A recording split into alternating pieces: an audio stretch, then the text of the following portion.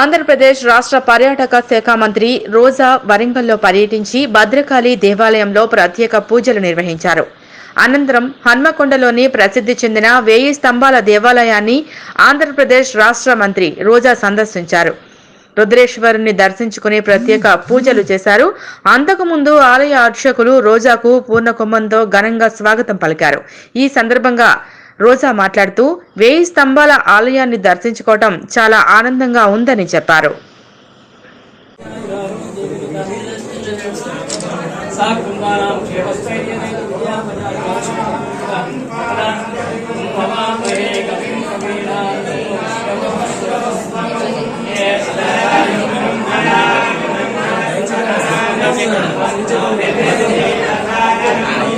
ఆంధ్రప్రదేశ్ రాష్ట్ర పర్యాటక శాఖ మంత్రి రోజా వరంగల్లో పర్యటించి భద్రకాళి దేవాలయంలో ప్రత్యేక పూజలు నిర్వహించారు.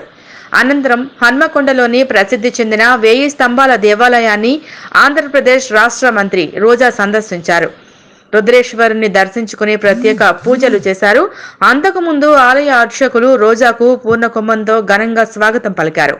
ఈ సందర్భంగా రోజా మాట్లాడుతూ 1000 స్తంభాల ఆలయాన్ని దర్శించుకోవడం చాలా ఆనందంగా ఉందని చెప్పారు.